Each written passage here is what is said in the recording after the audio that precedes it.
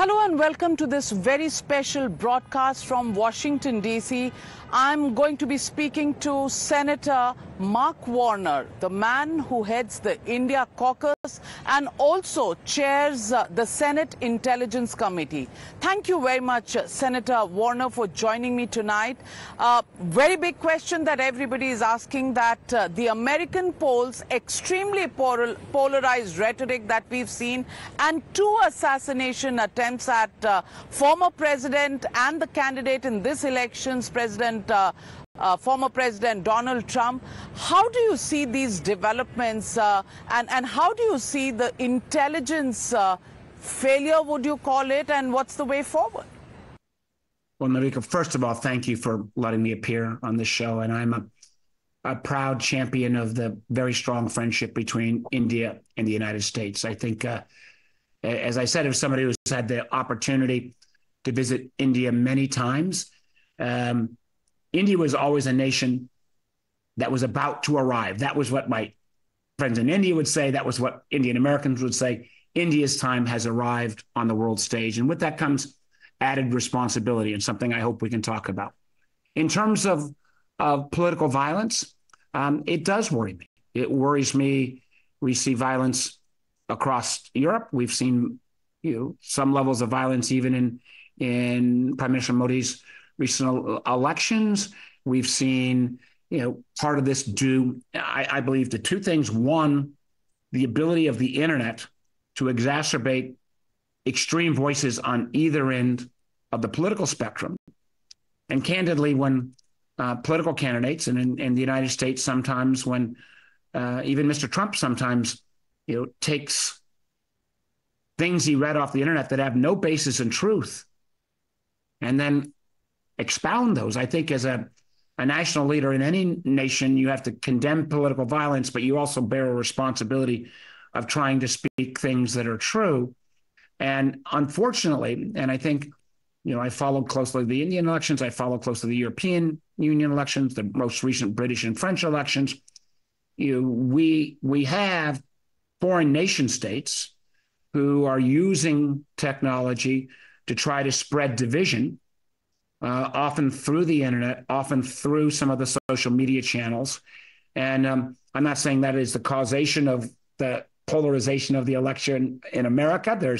We have very stark choices, but there is something, as chair of the Intelligence Committee, that I think we have to watch very carefully in terms of foreign intervention. Americans, by their First Amendment right, have a right to say anything you want, even if it's stupid, even if it's untrue. But I worry if those statements are exacerbated or misrepresented by foreign intelligence services.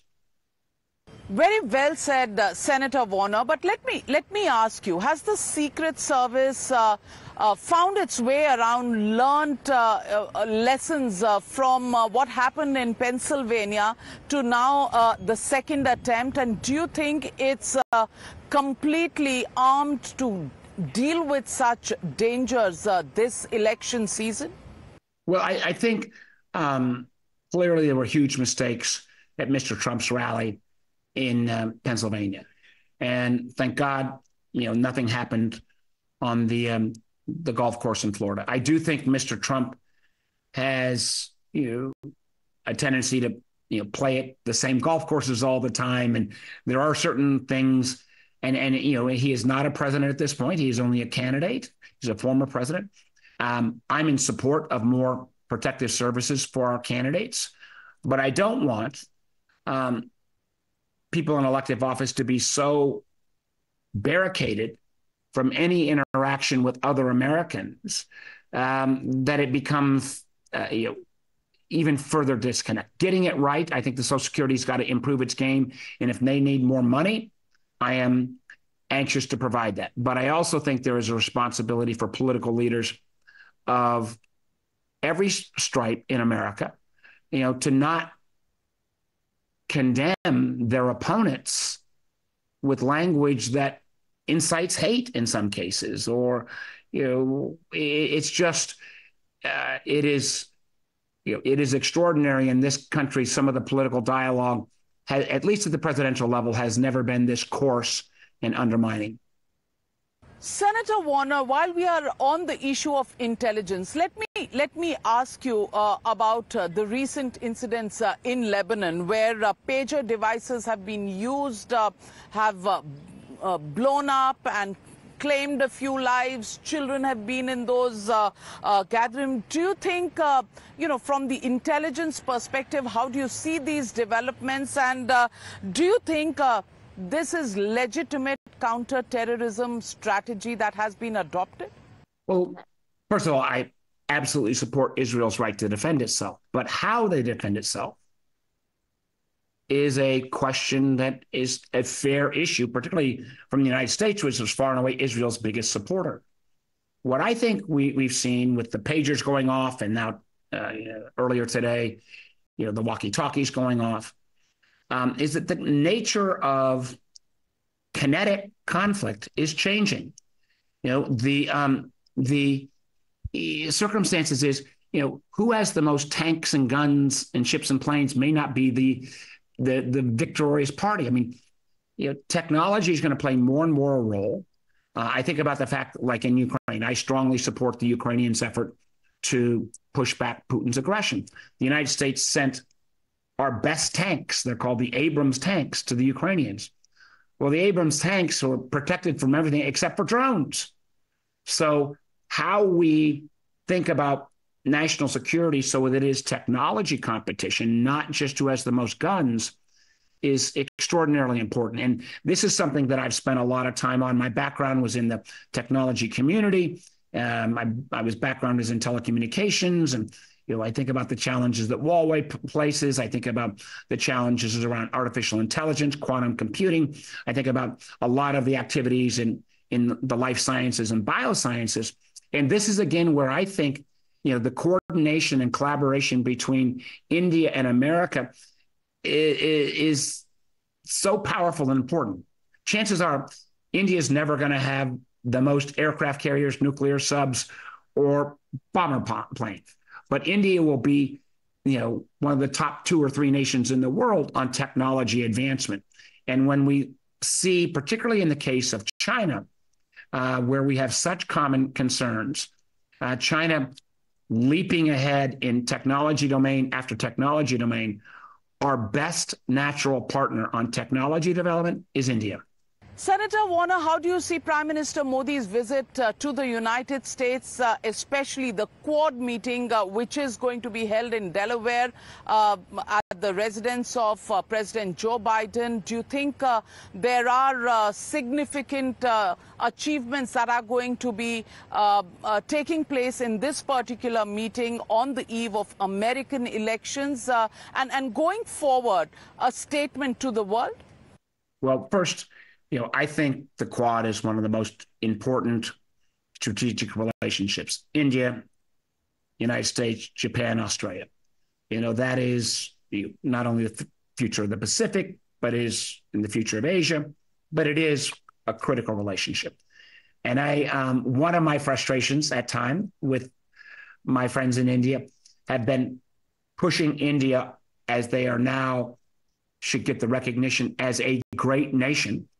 Not simply a nation of the global south or the non-aligned, but a great nation. With that great nation status comes the responsibility, I think, to call out, you can't be morally ambiguous.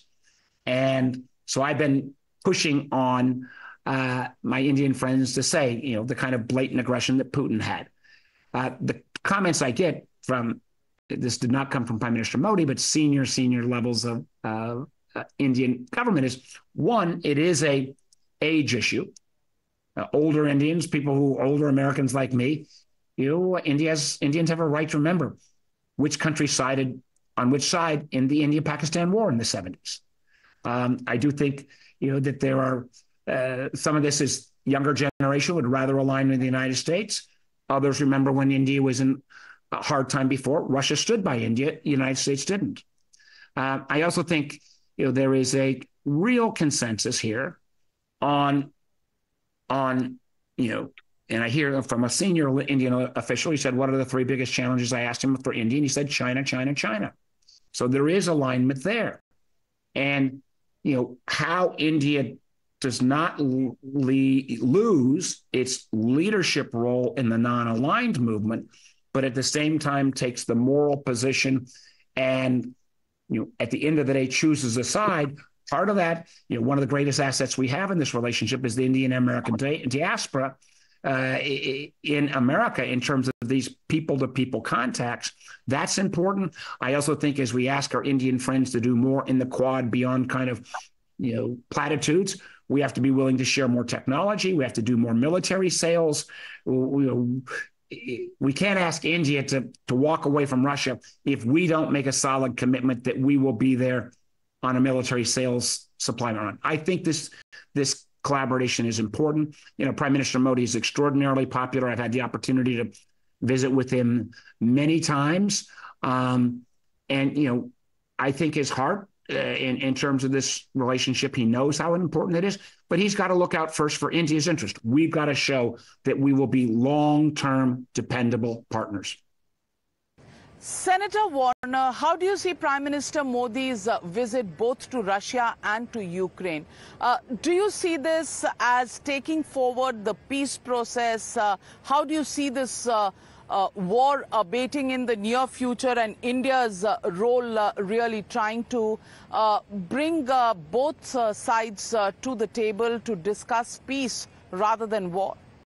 Well, we've not seen any legitimate peace process put forward. I mean, listen, I was disappointed that the Prime Minister gave the status of a visit with the Indian Prime Minister when most of the world has called out President Putin as the definite aggressor in this war. But I also, I'm old enough, I know enough of realpolitik.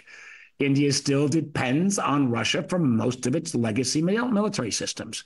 So my hope is, and I don't think, I'm glad he saw Zelensky as well.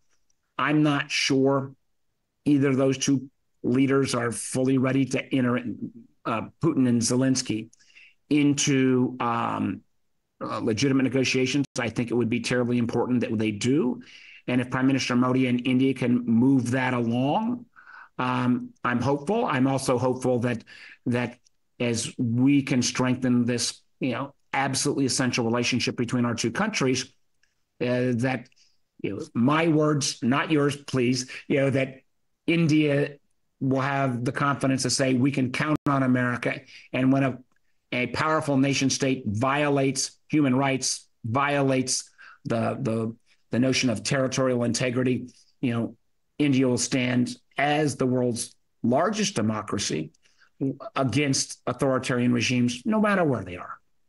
Senator, let me come back to the question of American elections. And let me ask you, there has been a lot of speculation that you were among the people who convinced President Joe Biden right after that first presidential debate to step down from the president race and hand over the baton to somebody else. What was the reason? If I could be a fly on the wall, would you tell me what really transpired? How did President Joe Biden respond? Would really love to know your insight into those developments. I've never claimed any direct responsibility on that, but let me complete. Okay. But any specific reason that some Democrats felt that President Joe Biden should step down, should step away from the presidential race? Well, I have huge respect for President Biden. Most of his legislative accomplishments I have been part of. I'm part of a bipartisan group in the Senate, whether it's the semiconductor, what we call the CHIPS bill, the infrastructure bill, trying to make sure we change our energy policies. Joe Biden was a great president, but there is a time, to pass the torch. And what made me so confident about Kamala Harris was I'm chairman of the Intelligence Committee. Kamala Harris was on my committee. I saw how smart she was, how focused she was, how realistic she was about the threats that we live in a dangerous world. And her own heritage is something that could only happen in America. I say this respectfully. I could move to India tomorrow. I'm never going to be prime minister. So I do think that, she's an extraordinary person with an extraordinary, story. And I think as Americans hear more of that story, it's going to be a tight election, but I look forward to its result. It's one of the reasons why, as I said at the outset, and I do have to sign off now, but that Americans have enough differences between themselves. We have to argue that out. What we don't need are foreign governments like Russia, like Iran, and like China with their spying services trying to interfere in our elections. And I'm trying to sound that alarm in these last 48, 49 days. We hear now that several social media platforms like Meta, for example, are not allowing their platforms to be used by organizations which could influence American elections. And in this context, I would like to ask you about the recent tweet by Elon Musk. And that tweet, which came out right after the second attempt on Donald Trump, and then he said, why is nobody attacking Biden or Kamala Harris? And then subsequently, that tweet was deleted. What do you think about posts like these when they come up on social media? I think America can learn from what India did a number of years back in terms of, for example, prohibiting TikTok. Social media companies are great. They have a lot of creativity. But India rightfully said, should we let such a powerful tool that is indirectly controlled by the Communist Party of China to be able to penetrate India in a way that it has in America? 190 million Americans, 90 minutes a day. That the algorithms that you see and those videos, young people get their news from TikTok. We have a lot to learn from India on that subject. On social media overall, we've seen many of the companies, some companies like Meta have been more responsible. Google's trying to be more responsible. TikTok, it is a huge disappointment. Years back, TikTok was one of the ones that would work most in terms of taking down dishonest content. Now, sometimes they promote it. That is a huge concern. And my last comment is just this. We're still 49 days out. The foreign governments who want to disrupt our election, they will spend most of their time and money in those last couple of days before the voting starts and takes place. And unfortunately, in the United States, because of the actions, particularly of Mr. Trump, when he refused to acknowledge the results of the election, the nature of our vote counting may take a couple days afterwards. I mean, I think about how your elections are staggered over a long period of time. There's, again, things we can learn from India. But my call to the government, to the social media companies is, let's surge our resources those last 48 hours beforehand, but realize the 72 hours after the election, when the voting is still, or when the counting is taking place, and you could have a deep fake of, people might know Modi's face or my face or Trump's face or Harris's face. But if you've got somebody that looks like they're an election official tearing up ballots, that could actually lead to people taking to the streets. So, we've got to maintain our democracy.